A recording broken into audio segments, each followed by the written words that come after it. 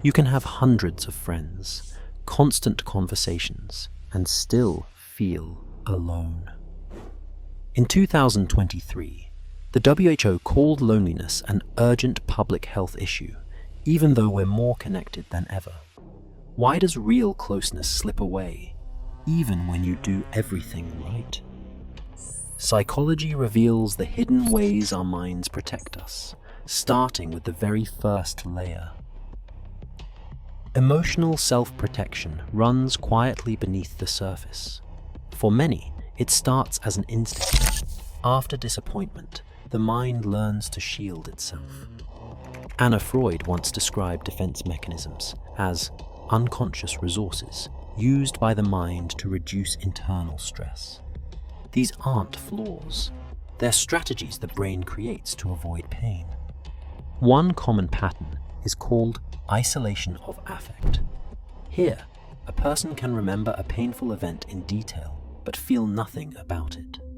The memory is sharp, but the emotion is locked away.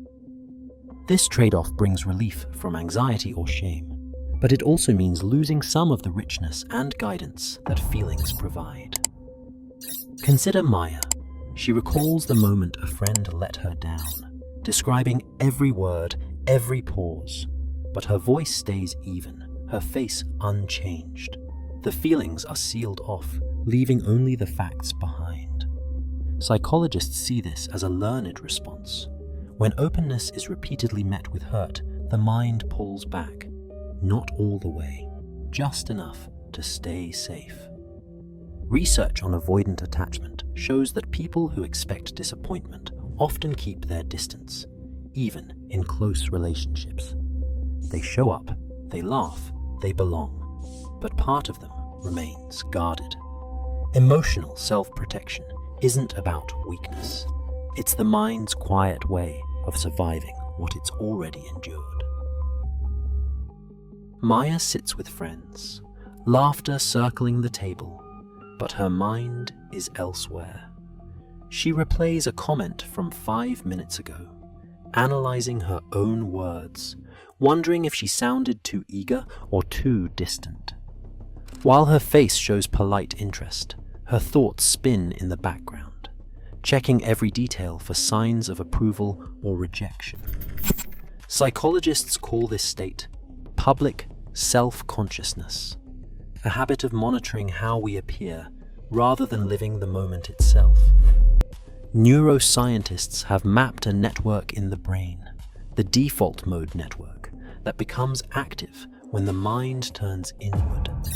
It is the circuit behind daydreaming, self-reflection, and, for many, relentless overthinking.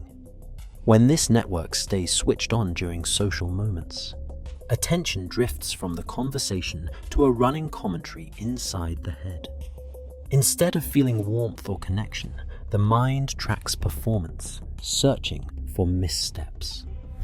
Classic research by Susan Nolan Huxemer shows that rumination, repetitive, self-focused thinking, dampens enjoyment and makes connection feel out of reach. People caught in this loop often report leaving gatherings more exhausted than fulfilled. The more they analyze, the less they feel present. Over time, overthinking becomes a subtle shield. It protects against embarrassment or disappointment, but at the cost of real emotional presence. Psychologists call this intellectualization, solving feelings like puzzles rather than experiencing them. For Maya and many others, the mind's analytic wall keeps her safe, but also alone, even in a room full of friends. Maya learned early that asking for comfort rarely led to comfort.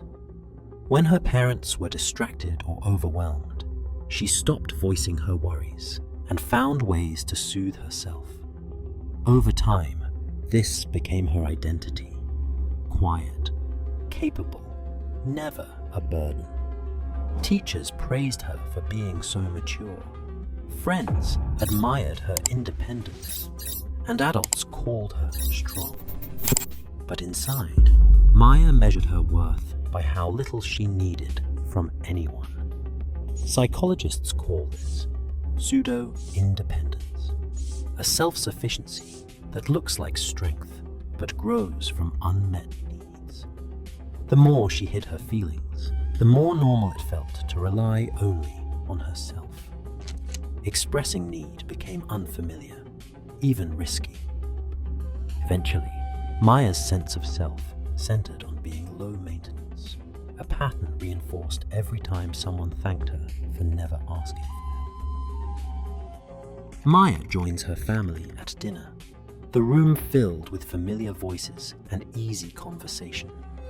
Yet her body senses something the mind can't explain, a tightness in her chest, a subtle urge to freeze.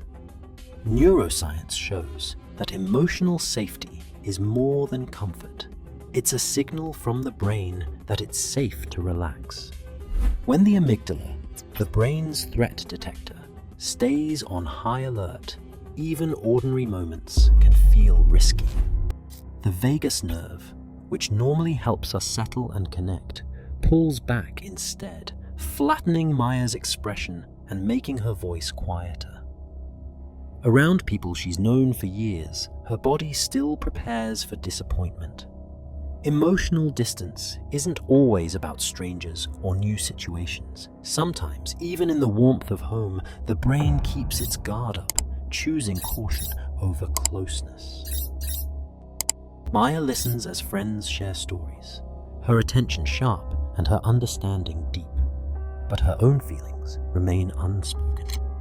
She knows exactly what she feels: anxiety, disappointment, even small joys.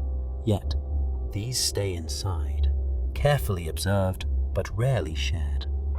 Psychologists describe this as a form of guarded awareness, high emotional insight paired with low expression. The mind becomes both witness and warden, monitoring every emotion but keeping the gates closed. Others may feel close to her, comforted by her steady presence, unaware that she feels unseen in return.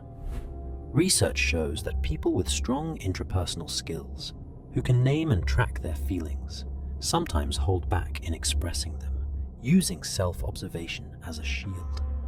This quiet defense maintains connection on the surface, while the person inside remains quietly apart, always watching, rarely revealing. Right now, millions feel unseen in crowded rooms. As digital life expands, emotional distance grows easier to hide.